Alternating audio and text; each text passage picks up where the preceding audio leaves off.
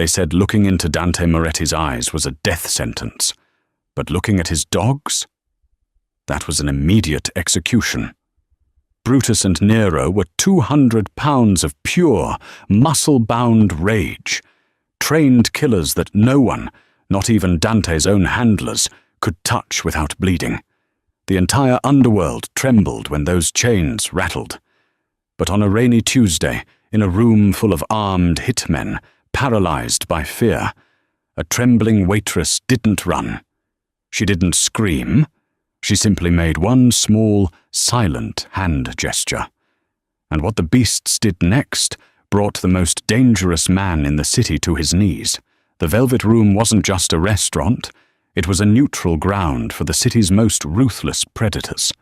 It smelled of expensive scotch, Cuban cigars, and fear. Sarah Jenkins, a 23-year-old waitress with frayed shoelaces and a mountain of student debt, tried to make herself invisible as she balanced a tray of crystal tumblers. She knew the rules: eyes down, mouth shut, and never, ever interrupt the men at the corner booth. Tonight, the tension was thick enough to choke on.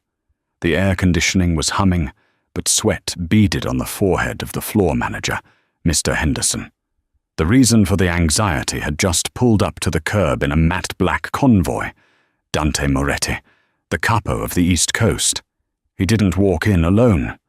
Before Dante even crossed the threshold, the heavy double doors were pushed open by two massive bodyguards struggling to hold back leashes made of thick industrial chain. "Clear the path," one guard shouted, his voice cracking. Brutus and Nero surged into the room. They were cane corsos, specifically bred for war, black brindle coats, cropped ears, and eyes that burned with a chaotic violence. They weren't just barking, they were screaming, a guttural wet sound that made the hair on Sarah's arm stand up. A patron at table 4 dropped his fork. The clang echoed like a gunshot. Brutus snapped his head toward the noise, dragging the 200-pound guard across the polished marble floor. "Hold him back!" Henderson shrieked, diving behind the host stand. Dante walked in behind the chaos, looking bored. He adjusted the cuffs of his bespoke charcoal suit, completely unbothered by the fact that his pets were seconds away from mauling a terrified accountant at table 4. Dante was handsome in a way that hurt to look at. Sharp jawline, cold grey eyes, and an aura of absolute authority. He viewed the violence as a mild inconvenience. "Sit," Dante commanded. His voice was low, barely a whisper, but it carried weight. The dogs ignored him. They were overstimulated, agitated by the scent of strangers and fear. Nero lunged at a passing busboy, snapping his jaws inches from the kid's hip. The busboy scrambled back, knocking over a stand of wine bottles. Crash. Red wine pooled on the floor like blood. The scent of alcohol hit the dogs, and they went berserk. The handlers were losing their grip. The chains were slipping. Sarah was trapped. She was standing right between the kitchen doors and the wine spill, her tray clutched to her chest. She saw the handler's grip fail. The chain slipped through his sweaty palms. Nero was loose. The room gasped as one. The massive dog didn't go for the busboy. He spun around, confused and aggressive, looking for the source of the chaos. He locked eyes with Sarah. She froze. Her heart hammered against her ribs like a trapped bird. Every instinct screamed at her to run, to scream, to throw the tray, but Sarah knew dogs. She knew them better than she knew people. She saw something in Nero's eyes that no one else saw. It wasn't just bloodlust, it was panic. The dog was terrified of the noise, the slick floor, the screaming men. Dante reached for the gun inside his jacket, ready to put his own prize dog down before it killed a civilian. "Don't move," Dante warned her, raising the weapon. But Sarah moved. She didn't run away. She didn't step back. Slowly, with a fluidity that defied the adrenaline coursing through her veins, she lowered herself to the floor. She ignored the spilled wine soaking into her cheap uniform. She ignored Dante's gun. She placed the tray down silently and extended her right hand, palm open, facing upward. But she didn't reach for the dog. She placed her hand flat on the wine-stained floor, knuckles down, palm up, the universal sign of total submission. Then she lowered her head, exposing her neck, and closed her eyes. "What is she doing? She has a death wish," Henderson whispered harshly. The room went deathly silent. Nero stopped his charge. The dog stood 3 feet from her, panting heavily, slobbering thick strings of saliva onto the marble. He looked at the vulnerable neck exposed to him. In the wild, this was an override code. She wasn't fighting. She wasn't fleeing. She was yielding. Nero took a step forward. A low growl rumbled in his chest, vibrating through the floorboards against Sarah's knees. Sarah didn't flinch. She let out a long, slow exhale, a specific sound, almost a huff. "Hoo!" Nero tilted his massive, blocky head. He took another step. He sniffed her hand, then her hair. The scent of cheap vanilla shampoo and fear seemed to ground him. The aggression evaporated from his posture, the bristling fur along his spine smoothed down. To the shock of every criminal, killer, and thief in the room, the monster let out a whine. Nero sat down heavily in the puddle of wine, leaned forward, and licked the side of Sarah's face. Sarah opened her eyes, and slowly, carefully, scratched the spot behind Nero's ear. "Good boy," she whispered. A slow clap broke the silence. Sarah looked up. Dante Moretti was standing directly over her, his gun holstered, looking at her as if she were a ghost. "Get up," Dante said. It wasn't a request. Sarah's legs were shaking so badly she almost slipped on the wine as she stood up. Nero, however, didn't want her to move. The massive dog leaned his entire weight against her thigh, pressing her against the wall. He had claimed her. I'm sorry, sir," Sarah stammered, wiping dog saliva from her cheek. "I didn't mean to interfere. I just saw he was scared." Dante narrowed his eyes. "Scared? That dog has ripped the throat out of a trained assassin. He doesn't get scared." "He was slipping on the floor," Sarah said, her voice gaining a tiny fraction of strength. "The noise, the smell of the alcohol. He felt cornered. Aggression is usually just fear with teeth." Dante studied her. He looked at her name tag, which was crooked. "Sarah." "Leave us," Dante ordered the room. "Sir, we have reservations," Henderson started. "I said leave us," Dante repeated, his voice dropping an octave. Within 60 seconds the restaurant cleared out. The patrons, the staff, even Henderson scurried out the back or front exits. The only people left were Dante, his 2 incompetent handlers, his 3 armed guards, and Sora. Dante sat down at the nearest table. "Sit, Sarah." She hesitated. Nero nudged her leg with his wet nose. She sat. "Brutus," Dante called to the other dog, who was still straining against the second handler's leash. "Let him go!" The handler looked terrified. "Boss, if I let him go—" "Let him go!" The handler unclipped the chain. Brutus, seeing his brother calm, trotted over. He sniffed Sarah's shoes, then sniffed Nero. Sarah didn't stiffen. She kept her hands on her lap, open and relaxed. Brutus sniffed her hand and then flopped down at her feet, resting his heavy chin on her sneaker. Dante poured himself a glass of water from the carafe on the table. He took a sip, watching her over the rim of the glass. The silence stretched for an agonizing minute. "Who do you work for?" Dante asked suddenly. "The Velvet Room," Sarah said, confused. "Mr. Henderson is my manager." "No." Dante leaned forward. "Who sent you? Who taught you how to handle cane corsos trained in Sicily? These aren't golden retrievers, cara mia. These dogs are weaponized. The only people who can get this close to them are either dead or family. I grew up in a trailer park in broken-down Arizona, Sarah said, feeling the heat rise in her cheeks. She hated talking about her past. My dad, he ran a dog-fighting ring in the backyard. I didn't participate. I was the one who stitched them up after. I was the one who fed them when they were too hurt to fight. I learned how to not get bit, because if I got bit, I got hit. The raw honesty of the statement hung in the air.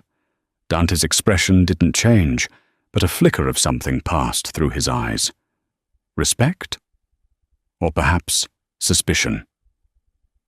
You have a debt, Dante stated. He wasn't asking.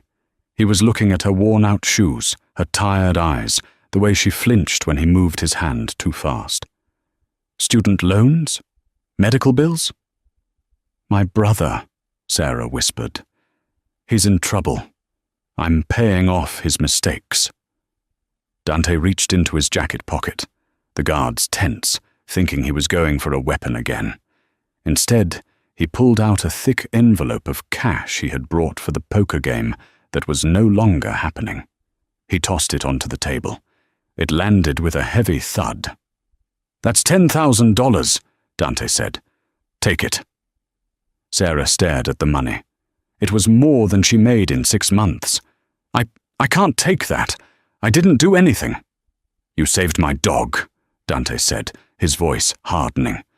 If Nero had bitten that busboy, I would have had to put him down. I have enemies everywhere, Sarah. A dog that bites civilians is a liability. You saved his life. Take the money.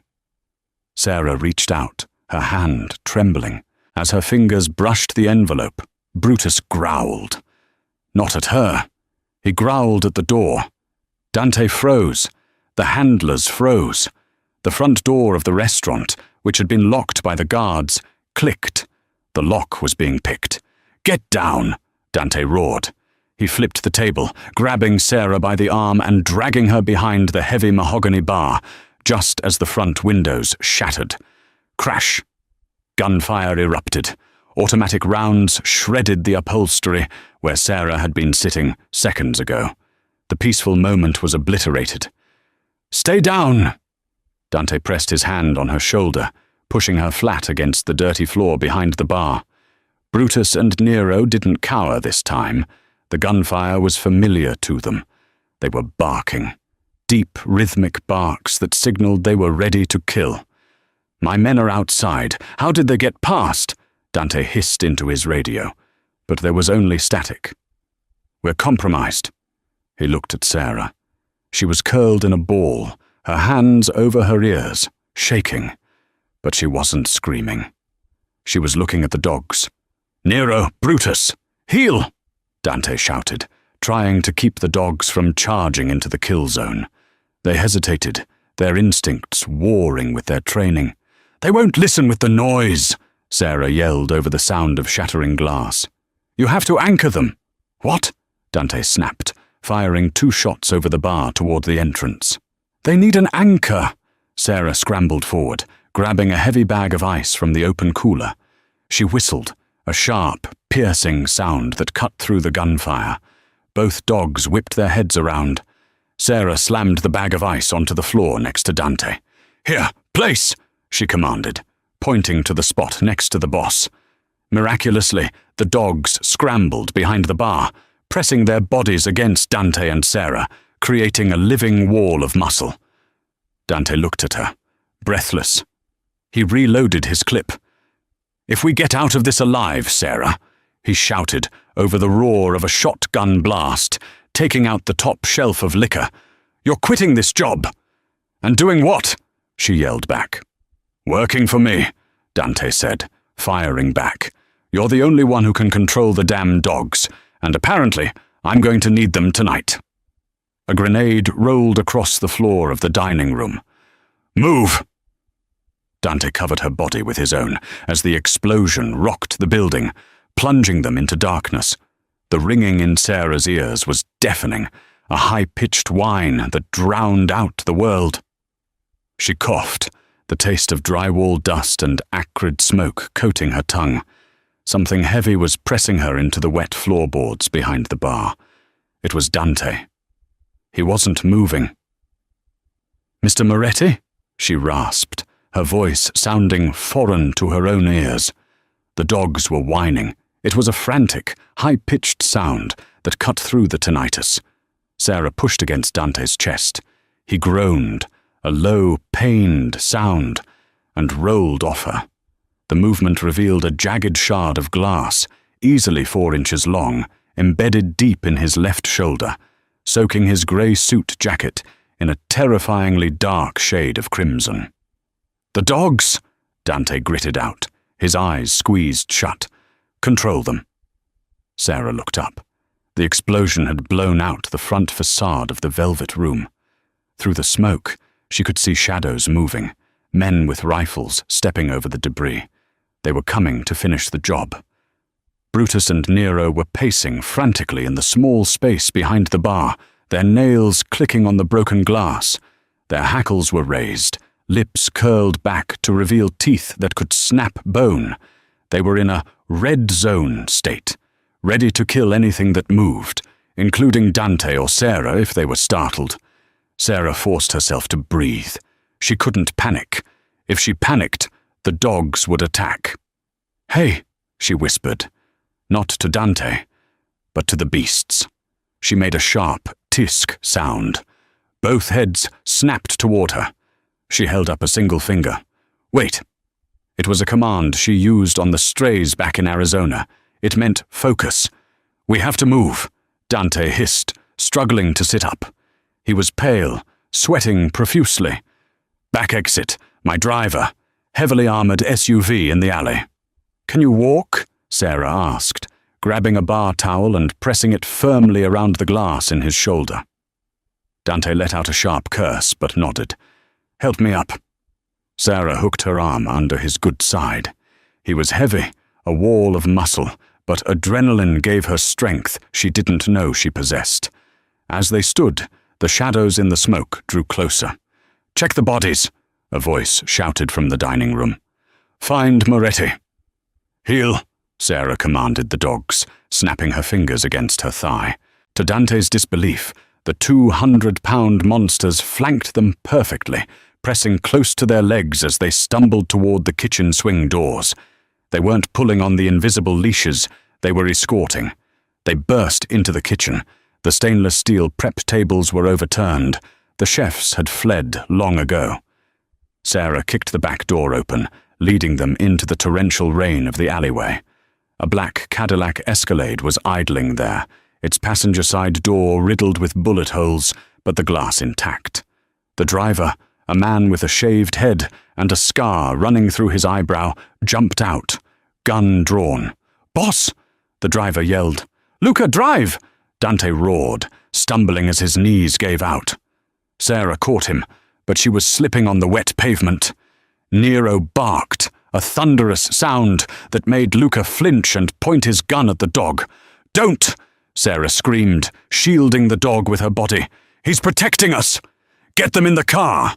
Dante ordered, coughing blood.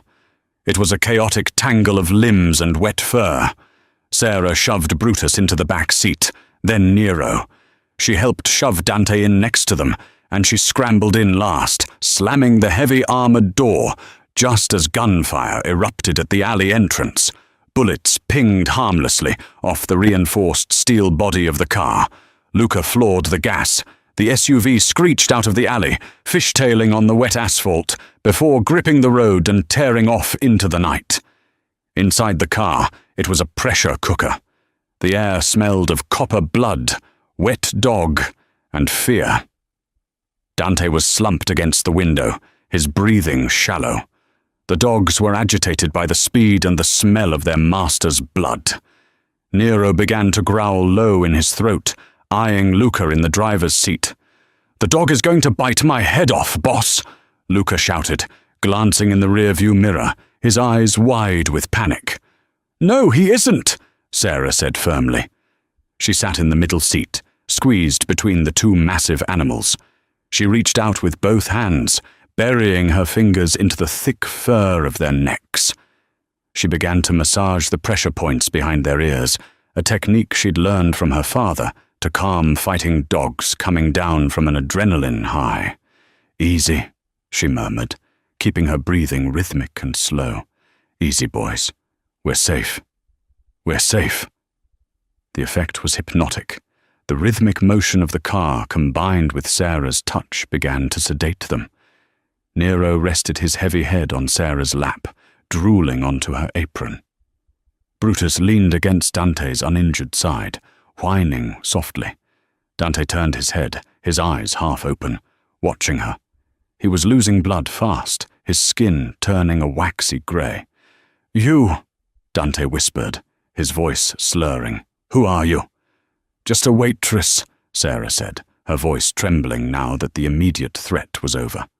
She looked down at her hands. They were covered in Dante's blood. "Not anymore," Dante murmured. His eyes rolled back, and he slumped forward. "He's out!"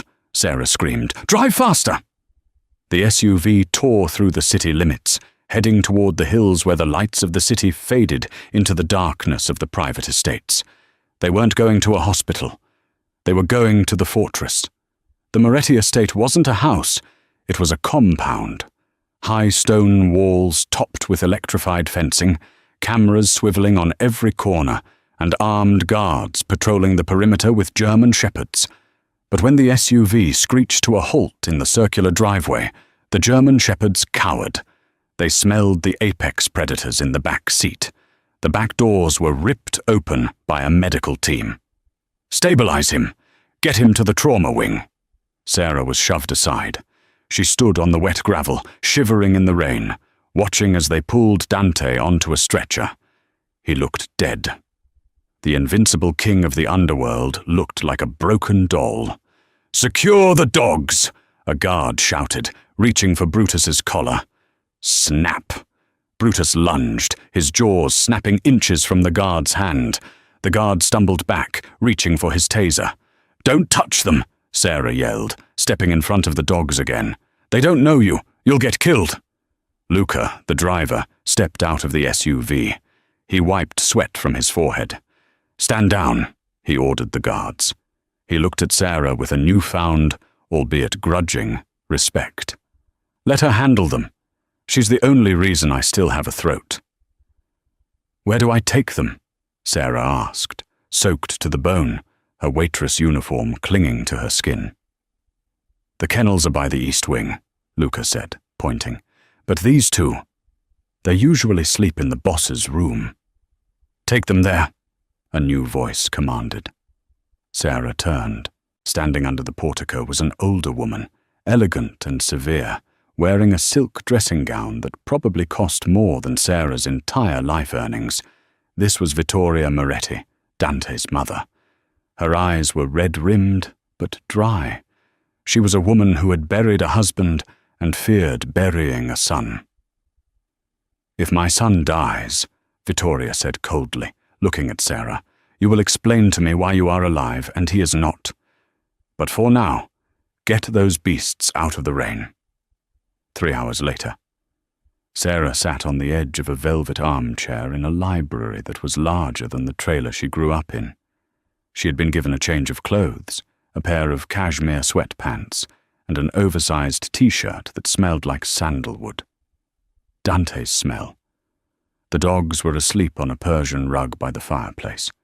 They had refused to eat until Sarah tasted the food first. The double doors opened, and Luca walked in. He looked tired. "He's out of surgery," Luca said. "He's going to live." The glass missed the artery by 2 millimeters. Sarah let out a breath she didn't know she was holding. "Can I go home now? My brother. He'll be worried." Luca laughed. It was a dry, humorless sound. "Home? Sarah, you're a witness to an assassination attempt on a capo. You saw faces. You know the location of the safe house. You aren't going anywhere." "Am I a prisoner?" Sarah stood up, panic rising in her chest. "You're a guest," Luca corrected. "For your own safety. If we let you go, The people who tried to kill Dante tonight will find you. They'll torture you to find out what you know, and then they'll kill you." The reality of the situation crashed down on her. She had just wanted to pay her rent. She had just wanted to keep her head down. "Dante wants to see you," Luca added. "Now. He just had surgery. He's awake, and he's stubborn. Come." Sarah followed Luca through the winding corridors of the mansion. The walls were lined with oil paintings of severe-looking men, Dante's ancestors. They arrived at a set of double oak doors guarded by 2 men with submachine guns. Inside, the room was dimly lit. Dante was propped up in a massive 4-poster bed, his left shoulder heavily bandaged, an IV line running into his right arm. He looked paler than before, but his eyes were sharp, focused. "Leave us," Dante rasped. Luca hesitated. "Boss, you need rest." "Out." Luca bowed his head and left, closing the door. Sarah stood at the foot of the bed, feeling incredibly small. "I'm glad you're okay, Mr. Moretti." "Dante," he corrected. He gestured to the chair beside the bed. "Sit." She sat. "You handled the dogs in the car," Dante said. "I was fading, but I saw it. I've paid top trainers from Germany, from Russia. None of them could touch Nero when he's in a mood. You calmed him with a touch." "It's about respect," Sarah said quietly. "Most people try to dominate them. You can't dominate a creature that knows it can kill you. You have to partner with it." Dante studied her face.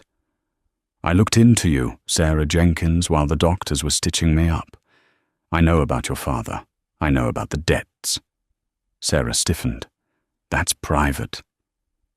"Nothing is private," Dante said. "You owe $40,000 to a loan shark named Vinny the Snake for your brother's gambling addiction. Vinny is a low-level earner for the Rossi family. My rivals." Sarah felt the blood drain from her face. "Please, don't hurt Toby. He's stupid, but he's not bad." "I bought the debt," Dante said casually. "What?" "I made a call.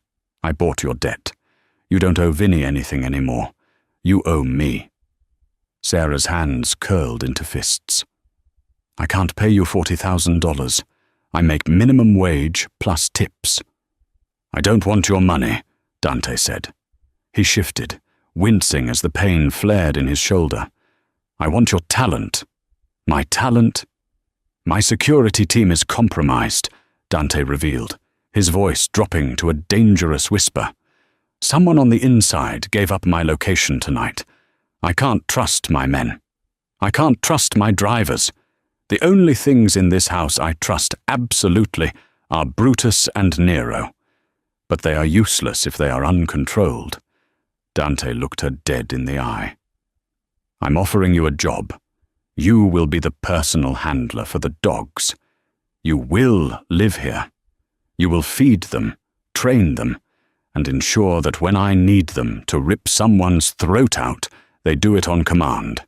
And in exchange, the debt is wiped clean. I'll pay you $5,000 a week, and your brother stays breathing." It was a deal with the devil. Sarah knew that. If she said yes, she was entering a world of violence and blood. If she said no, she walked out that door, and Vinny or Dante would come for her brother. "I have conditions," Sarah said, her voice shaking but firm. Dante raised an eyebrow. "You're negotiating? If I live here, the dogs sleep in my room, not yours. They need to bond with me if you want me to control them. And secondly, no one hurts my brother. Ever. You protect him." Dante held her gaze for a long moment. The silence stretched, heavy and electric. Finally, a corner of his mouth twitched upward. "Done," Dante said. He reached out his good hand. Sarah hesitated, then took it. His skin was rough, hot to the touch. "Welcome to the family, Sarah," he whispered. Just then, A commotion erupted outside the bedroom door. "You can't go in there!" Luca's voice yelled. "Get out of my way, you incompetents!" A shrill female voice screamed. The doors burst open. A woman stormed in. She was stunning, tall, blonde, wearing a red dress that looked like it was painted on. She looked like a movie star, but her eyes were filled with venom. This was Sophia, Dante's ex-fiancée, and the daughter of the rival Don. "Oh, thank God!" Sophia cried, rushing to the bed and ignoring Sarah completely. She threw herself onto the mattress, sobbing theatrically. "Dante, I heard about the explosion. I thought I lost you." Dante winced as the bed shook. "Sophia, careful." Sophia looked up, mascara running down her cheeks. Then her eyes landed on Sarah. Her expression shifted instantly from grief to disgust. "Who is this?" Sophia sneered, looking at Sarah's oversized t-shirt. "Did the maid forget to leave?" "This is Sarah," Dante said, his voice void of warmth. "She lives here now." Sophia's eyes narrowed into slits. She stood up, walking slowly toward Sarah. She looked her up and down, smelling the poverty on her. "Lives here?" Sophia laughed, a cruel tinkling sound. "As what? A pet?" "As the only person in this room who saved my life tonight," Dante said. Sophia's face darkened. She stepped closer to Sarah, invading her personal space. She leaned in, her voice a hiss only Sarah could hear. "I don't know what game you're playing, little waitress," Sophia whispered. "But Dante is mine. And if you think you can take my place, because you know a few dog tricks, I will feed you to those beasts myself." Sarah didn't back down. She had faced Pitbulls with locking jaws. A woman in a red dress didn't scare her. "The dogs only eat high-quality meat," Sarah said calmly. "I think you're safe." Dante choked on a laugh that turned into a cough. Sophia gasped, her face turning crimson with rage. "Get out, Sophia," Dante ordered. "I'm tired." Sophia stomped out, slamming the door so hard the paintings rattled. Dante looked at Sarah, a strange light in his eyes. "You have a sharp tongue. Careful you don't cut yourself with it." "I'll try not to," Sarah said. But as she walked back to the room she had been assigned, checking on the sleeping dogs, Sarah felt a knot of dread in her stomach. She had made a powerful enemy in Sophia. And in the shadows of the hallway, she noticed something that made her blood run cold. The door to the security room was slightly ajar. Inside, she saw Luca speaking into a burner phone. He wasn't speaking English. He was speaking Russian. And on the floor next to him was a dog treat. The same specific, expensive brand of organic treats she had seen in Dante's pocket earlier. Sarah backed away silently. The traitor wasn't just a random guard. The rot was at the head. And she was trapped right in the middle of it. 2 weeks into her stay at the Moretti estate, Sarah realized that silence was louder than gunfire. She had spent every waking hour with Brutus and Nero. They were no longer the chaotic monsters that had torn up the velvet room. They were precision instruments. She had switched their diet to raw venison and bone marrow, cleared the infection in Brutus's left ear, and established a hierarchy. She was the alpha. Dante was the pack leader. Everyone else was prey. It was a Tuesday morning when Dante finally came down to the training grounds, a converted tennis court surrounded by 12-foot fences. His shoulder was still in a sling, but he wore his suit like armor. "Make them attack," Dante ordered, standing safely behind the chain-link gate. Sarah stood in the center of the court, 50 feet away from a padded training dummy set up on a post. Brutus and Nero sat at her heels, statue still, their muscles coiling under their sleek black coats. "They aren't circus animals, Dante," Sarah called back, wiping sweat from her forehead. "They attack on threat, not on whim." "Create the threat," he replied coldly. "I need to know they work." Sarah sighed. She looked at the dummy. She reached into her pocket and pulled out a clicker. She slapped her thigh. Fuss! Bite. The explosion of speed was terrifying. In under 3 seconds, Brutus had cleared the distance, launching himself 6 feet into the air and clamping his jaws onto the dummy's throat area. The impact shook the steel post set in concrete. Nero went low, tearing at the dummy's legs, shredding the heavy canvas like tissue paper. Dante watched, impassive. Now stop them! This was the hard part. The bloodlust was high. Aus! Out! Sarah's voice cracked like a whip. Both dogs froze. Their jaws were still locked on the fabric, their bodies vibrating with the urge to tear. But they didn't move. They waited. Heel. They released simultaneously, turning and trotting back to Sarah, sitting by her side as if they hadn't just simulated a murder. Dante opened the gate and walked in. Sarah tensed. The dogs tensed. Good, Dante said, stopping a foot from her. He smelled of espresso and expensive cologne. Tonight we have guests. The Volkov brothers are coming from Moscow. It's a peace treaty dinner. I want the dogs in the room. Is that safe? Sarah asked. Strangers, food, high tension. That's the point, Dante said, his grey eyes locking onto hers. I want Volkov to know that if he reaches for a fork the wrong way, he loses a hand. You'll be serving. I'm a handler, not a waitress anymore, she countered. Tonight you are both.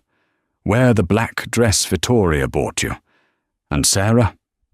He leaned in close, his breath ghosting over her ear. Watch Luca. Sarah's breath hitched. You know. I suspect, Dante whispered. But suspicion isn't proof. Tonight we get proof. The dining room was a cavern of mahogany and gold. A crystal chandelier the size of a small car hung over the table. Seated opposite Dante were Sergei and Viktor Volkov, men who looked like they were carved out of granite. Sarah stood in the shadows of the corner, the dogs lying flat on either side of her, blending into the darkness. She wore a simple black cocktail dress that allowed her to move freely, but she felt exposed. The dinner was tense. The conversation was in a mix of English and Russian, discussing shipping lanes and port authorities. Luca stood by the door, his face unreadable, his hand hovering near his holster. Sarah watched Luca. She noticed his eyes kept darting to the wine decanter on the sideboard, the 1982 Chateau Margaux. A toast, Sergei boomed, his voice thick with vodka and aggression. To new partnerships. Luca stepped forward to pour the wine. His hand shook, just a fraction, a micro-tremor. Sarah saw it. More importantly, Nero saw it. The dog let out a low, vibrating growl. It wasn't a growl of aggression. It was a growl of warning, the kind a dog gives when they smell sickness. Quiet, Dante commanded softly, looking at the dog. Luca poured Dante's glass, then Sergei's, then Victor's. To the future. Sergei raised his glass.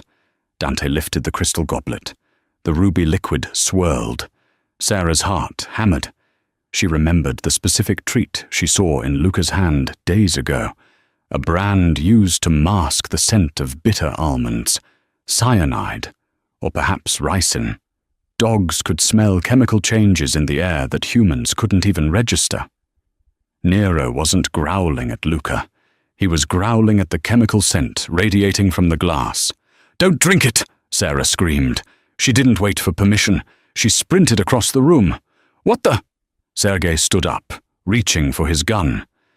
Dante froze, the glass inches from his lips. Sarah didn't tackle Dante. That would get her shot by the guards. Instead, she whistled, a sharp, descending tone. "A port!" "Fetch!" She pointed at the glass in Dante's hand. Nero lunged from the shadows.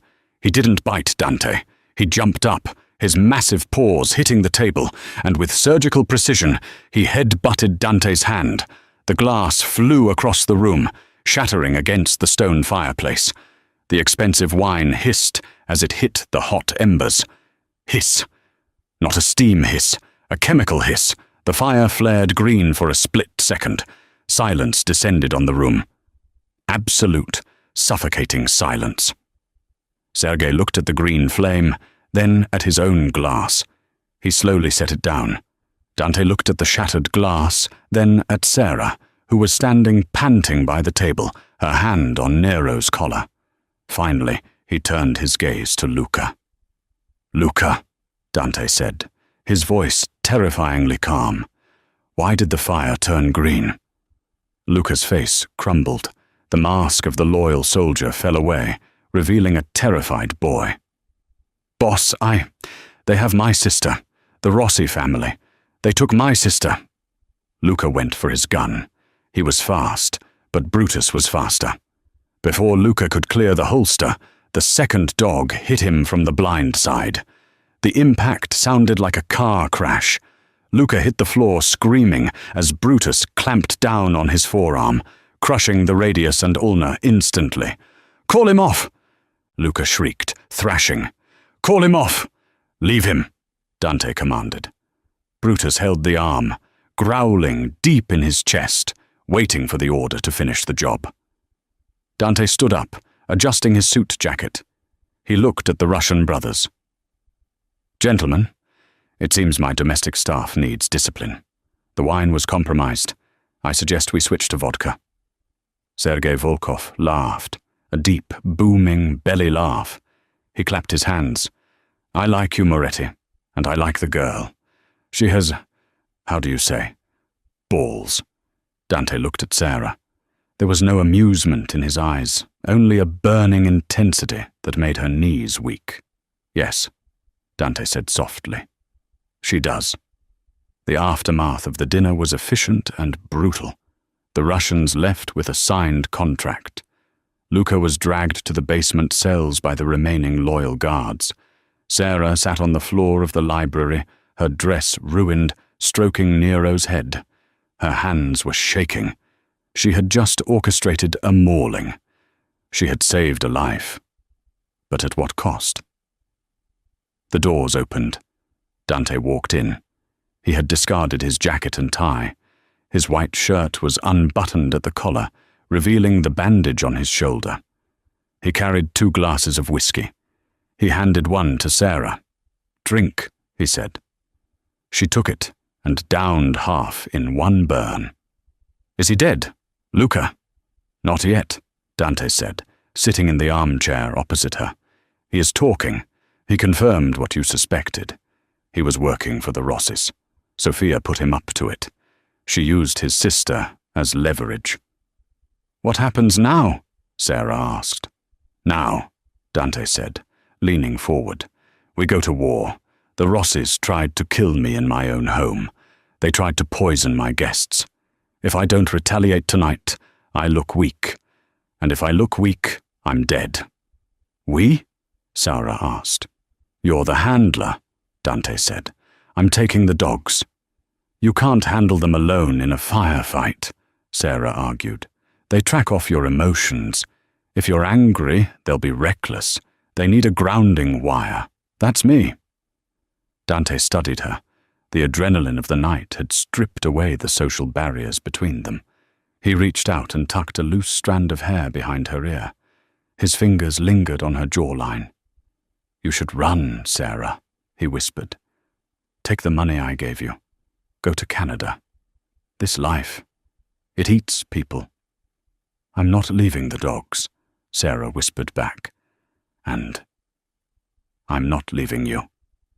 The air between them crackled. For a moment, she thought he was going to kiss her. He leaned in, his eyes dropping to her lips. Then his radio crackled. "Boss, we're ready. The convoy is prepped." Dante pulled back, the mask of the Don sliding back into place. "Get changed. Tactical gear. We leave in 10 minutes." The target was a shipyard in the Jersey harbor. It was the Rossi family's main distribution hub for narcotics. Intelligence from Luca, extracted painfully, confirmed that Sophia and her father, Don Rossi, were there tonight overseeing a shipment. It was pouring rain again. The weather seemed to mourn for the violence that was about to happen. Sarah sat in the back of the armored SUV, dressed in black cargo pants and a Kevlar vest. Brutus and Nero wore their own gear, custom-fitted Kevlar vests with tracking beacons and handles. They looked like creatures from a nightmare. "The plan is simple," Dante briefed his team over the comms. "Team A hits the front gate. Team B takes the roof. I'm going in the side entrance with the dogs. We flush them out." "Why are we bringing the dogs to a gunfight?" one of the new guards asked skeptically. "Because," Dante said, checking the magazine of his assault rifle, "we aren't there to kill everyone. We're there to hunt. And these two don't miss a scent." The convoy went silent as they approached the docks. The towering cranes looked like skeletal fingers against the stormy sky. "Go." The night erupted. Team A breached the gate with C4. The explosion shook the ground. Dante kicked open the side door of the warehouse, Sarah right behind him. The warehouse was a maze of shipping containers, stacked 3 high. Gunfire echoed from the front, drawing the Rossi soldiers away. "Search!" Dante commanded the dogs. "Find Sophia." He held up a scarf. Sophia's scarf, recovered from the estate. Nero took a deep sniff. His tail went rigid. He took off silently down the center aisle, nose to the ground. They moved in a tactical formation. Dog, Dante, Sarah, dog. They were deep in the maze when the trap sprung. It wasn't soldiers. It was silence. Nero stopped. He whined. He backed up, pressing against Sarah's legs. "What is it?" Dante whispered. "Ambush," Sarah hissed. "Above us." Dante looked up just as the floodlights blinded them. "Drop the weapons, Moretti." Don Rossi's voice boomed from the catwalks above. Dozens of red laser dots appeared on Dante's chest. They were surrounded. Men stepped out from behind the containers on the ground level, weapons raised. Sophia stepped out onto the catwalk, looking down like a queen. "I told you, Dante. You should have married me. Now you die in a warehouse, like a rat." Dante didn't drop his rifle. He calculated the odds. They were 0. "Let the girl go," Dante shouted. "She's just staff." "She's the one who humiliated me," Sophia sneered. "She dies first. Shoot the dogs, then her, then him." "Wait," Sarah stepped forward, raising her hands. "Don't shoot the dogs. They're worth $500,000 each. They're purebred Sicilian cane corsos. You want to throw away money, Rossi?" Don Rossi hesitated. Greed was a powerful motivator. "Hold fire on the beasts." "Sarah, what are you doing?" Dante hissed without moving his lips. "Trust me," she whispered. Sarah looked up at the catwalk. She judged the distance. 20 feet up, metal stairs to the left. She looked at Brutus. She looked at Nero. She didn't use a voice command. She used a hand signal she had never shown Dante. A signal she invented in the backyard fighting ring when the cops showed up and the dogs needed to create chaos. She tapped her chest twice, then pointed at the sky. Chaos. Brutus didn't attack the men. He attacked the support beam of the nearest shelving unit. He clamped his jaws onto a hydraulic hose running along the side of the container lift and ripped it free. Hydraulic fluid sprayed everywhere at high pressure, blinding the 2 guards nearest them. "Now!" Sarah screamed. Dante opened fire. He took out the light above them, plunging the section into semi-darkness.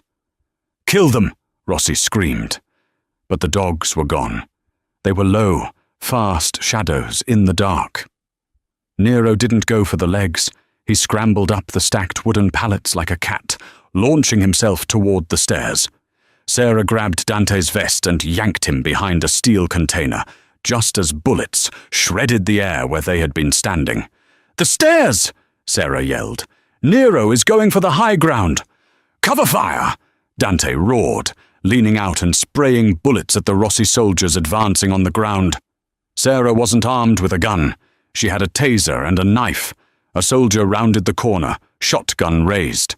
Sarah didn't think. She dropped to her knees, sliding on the wet concrete, and jammed the taser into his groin. He folded. Above them, a scream echoed that curdled the blood. Sophia. Nero had made it to the catwalk. "No! Get away! Daddy!" Sophia shrieked. "Nero, guard!" Sarah screamed at the top of her lungs, hoping the dog could hear her over the gunfire. If Nero killed Sophia, the police heat would be unbearable. If he held her hostage, they had a bargaining chip. The screaming stopped, replaced by a terrified sobbing. "Hold fire! Hold fire!" Don Rossi shouted. "The beast has my daughter!" Silence fell over the warehouse again, broken only by the sound of rain on the metal roof and Sophia's whimpering. On the catwalk, illuminated by a flickering emergency light, a tableau of horror. Nero had Sophia pinned to the grate. His massive paws were on her shoulders, and his open jaws were clamped loosely around her throat. He wasn't biting down, he was holding her. One twitch, and her jugular would be gone. "You move," Dante called out from behind the container, "and she dies." Don Rossi stood frozen on the other side of the catwalk, his gun useless. "You win, Moretti," Rossi spat. "Let her go. We walk away." "You don't walk away," Dante said, stepping out into the open, his rifle trained on Rossi. "You surrender. The port is mine. The territory is mine. And you retire. Tonight." "And if I say no?" "Sarah," Dante said calmly. Sarah looked up at her dog. She had the power of life and death in a single syllable. "Don't make me do it," Sarah whispered to the air. Suddenly, the warehouse doors burst open behind them. Blue and red lights flooded the interior. "FBI, drop your weapons!" It wasn't a rescue, it was a raid. And Dante and Sarah were trapped in the middle of a gang war with the feds closing in on both sides. "We have to go," Dante said, grabbing Sarah's arm. "The back exit, the water. We can't leave the dogs," Sarah cried. "Whistle," Dante ordered. "If they are as good as you say, they'll follow." Sarah put 2 fingers to her mouth and blew the sharpest, loudest whistle of her life. On the catwalk, Nero released Sophia instantly. He and Brutus, who had been guarding the flank, leaped from the second story, a 20-foot drop, landing on the tops of the shipping containers and bounding toward Sarah. "Run!" Dante and Sarah sprinted toward the loading bay doors that opened to the black water of the harbor. The FBI agents were breaching the main floor. Rossi was shouting. Bullets whizzed past their heads. They reached the edge of the pier. There was no boat, just black, freezing water and a drop of 15 feet. "Jump!" Dante yelled. He grabbed her hand. The dogs didn't hesitate. They launched themselves into the void. Sarah and Dante followed, plunging into the icy Atlantic, just as the warehouse exploded behind them, a rigged charge from the Rossi failsafe. The cold hit Sarah like a hammer. She went under, the darkness swallowing her whole. She didn't know which way was up. Then she felt something grab the back of her vest. Teeth. Strong, gentle teeth. Nero was dragging her to the surface. The icy water of the harbor should have killed them, but the dogs wouldn't allow it. Brutus and Nero became living life rafts, towing Dante and Sarah through the black, oil-slicked currents until they reached the pilings of an old, rotted pier 200 yards downstream. A stealth boat, piloted by Dante's last remaining ghost, a man known only as the Bishop, was waiting in the shadows. The world believed Dante Moretti and his mystery woman died in the warehouse explosion that night. The news cycle ran the story for a week, showing the charred ruins and speculating on the power vacuum left in the underworld. Sophia Rossi tried to claim the throne, but without the respect of the families, she was quickly dismantled by the commission. 6 months later, on a sun-drenched terrace overlooking the Amalfi coast in Italy, a woman in a white silk dress sat reading a book. She didn't look like a waitress from Arizona anymore. She looked like royalty. Dante walked out onto the terrace, placing 2 espressos on the table. He was healed, though the scars on his shoulder would remain forever.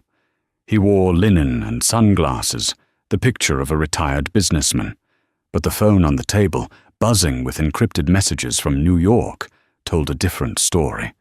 He wasn't retired. He was just invisible.